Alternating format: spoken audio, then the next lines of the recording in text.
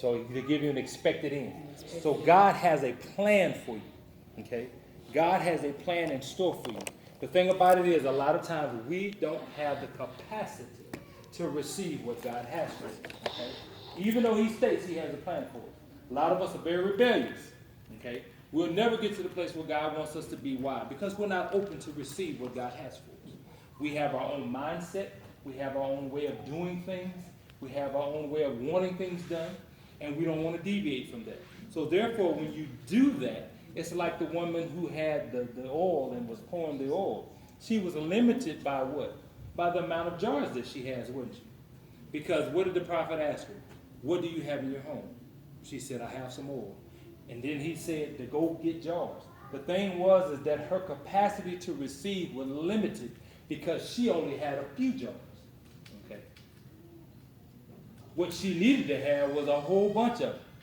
But she didn't understand that. And what the prophet was doing was trying to teach her, look, in order for you to receive what God has for you, you have to be prepared. Okay? You're limited right now in your ability to hold what God has for you. And so many of us in this life are very limited on what we're able to hold with whatever God has. We're very limited on that. All right. Any questions so far? Having the capacity to receive what God has for you. How many of y'all believe that you are at a place where you have the capacity to receive what God has for you? How many people believe that right now, what God has for me? Yeah, I know in your mind you say you're ready. But do you have the capacity to accept all that God? Or do you even have a clue what God has in store for you? Question. No answer? Do you have the ability to receive right now what God has for you? Yes, ma'am. Well, there can be levels to that. I agree. So maybe where you feel like right now you have the capacity, but you know that there may be more to come. Okay. Now let me ask you this. Is there something that you've asked of God that at this moment He hasn't done yet? And it deals with you getting more, or you growing, or you receiving something that you don't have yet.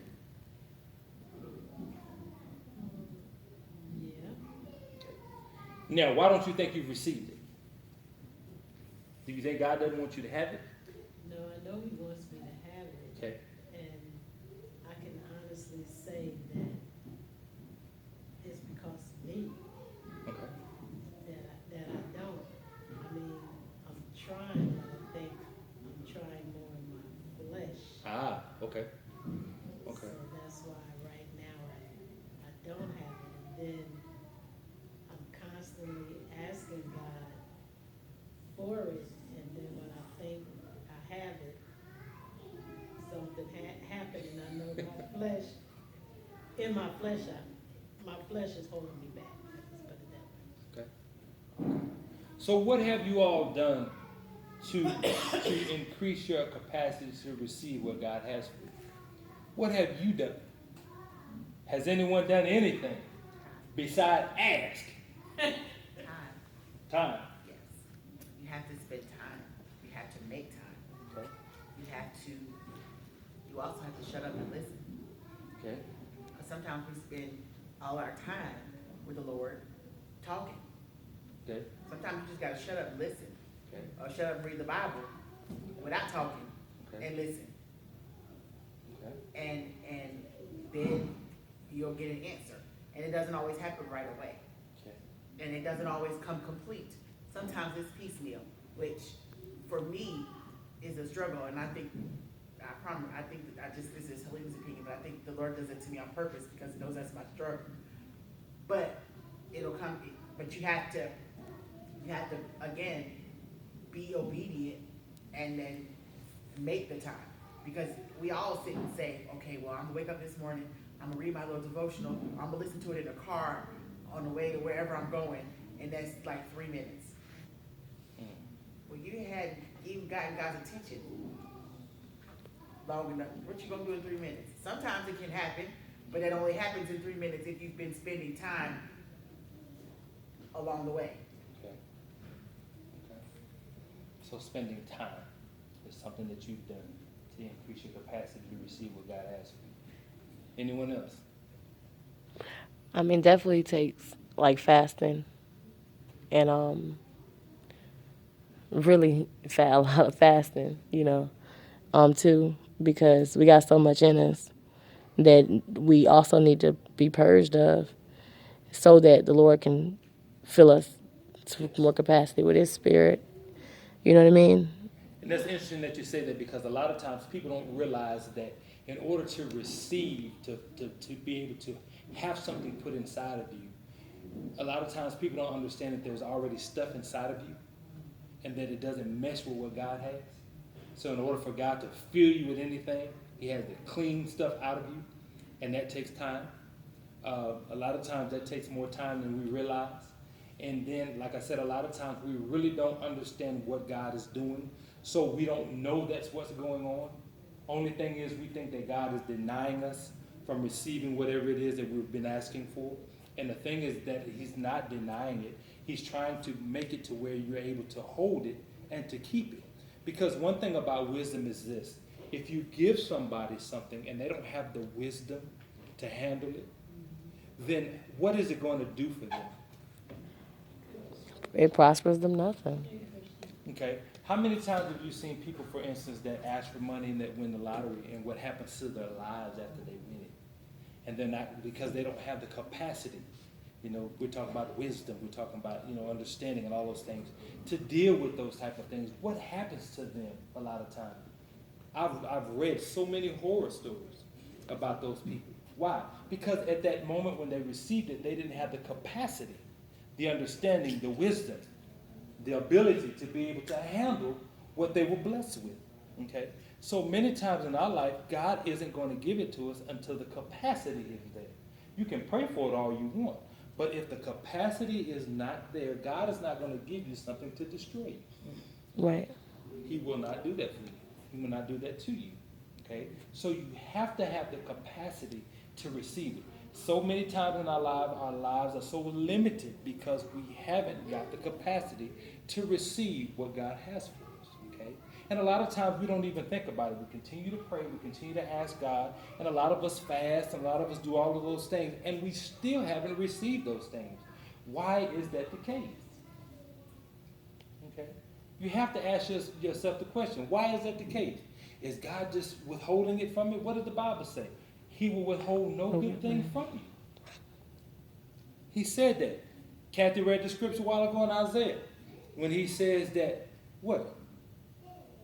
If you're obedient, you'll eat the good of the land. But if you're disobedient, you'll be devoured. There's a punishment. So therefore, you have to look at what you're doing. What are you doing to increase your capacity? Okay, there's a song that we sang some years ago, Increase My Capacity for You. Okay, now you're asking God, you want more of Him. What are you doing to increase your capacity for Him? Okay, what are you doing? Do you understand what God requires when you start talking about capacity? Do you understand that God is an immeasurable God? So when you start talking about capacity, there is no way on earth you'd have the ability to hold God, or even get close to Him. But the thing is that you're asking for God to increase. Lord, I want more of you. Well, you're asking God to increase your capacity for Him. So when you're asking that, do you know what you're asking? A lot of times people talk about, I want the presentation of the Lord. I want the visitation of the Lord. I want to come to church, and do y'all realize what would happen if God did that to some of us? Because of our sinfulness? Do you really want to be that close to God in the state that you're in? Another thing, remember last week you were saying about how we can't tell God how to bless us when we Yes. ask for things. And so the forms that it comes in, a lot of time we deny it, or we, you know what I'm saying, or we like resist it against it because it don't look like what we think is God, or how we think God should be doing, you know what I mean?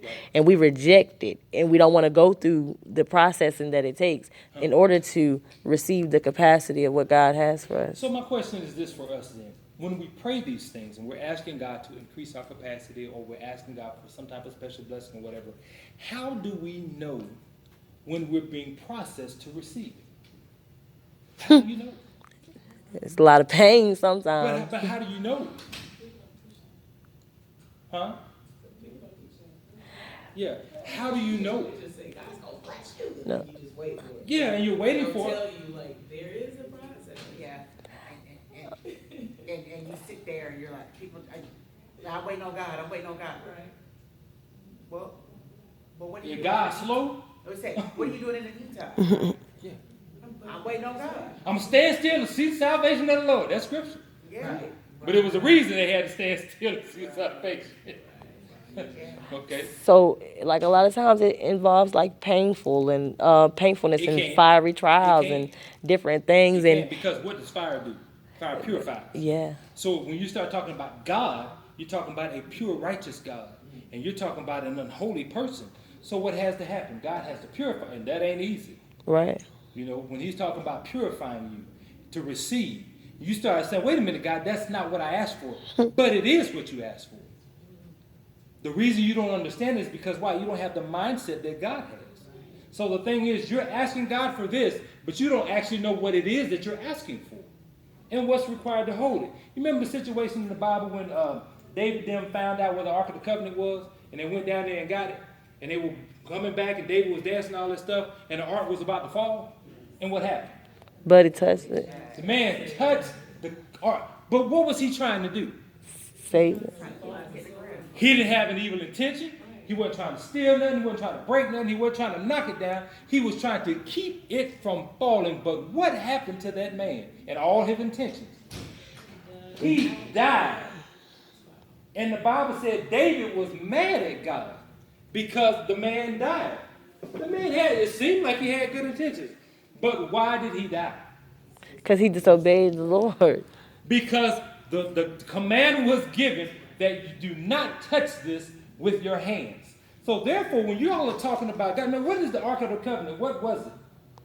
Do y'all remember what it was? It's been some years since we talked about it. Y'all remember what it was? It had 2 rides through the rings, and it was a big seat, and it had the cherubim's wings. And what happened with this? This is a place where God did what? God sat. Okay? This was a place where God actually sat. So you're talking about a holy place. Okay? You're talking about a holy place. So when you're talking about a sinful person touching a holy place, what happens? Light and darkness can't dwell in the same place. So what happened? Light destroys darkness, doesn't it?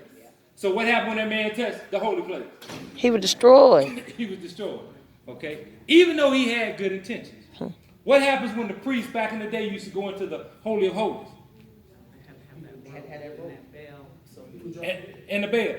If they didn't consecrate themselves and had themselves in the right state, what happened to them when they entered into the most holy place?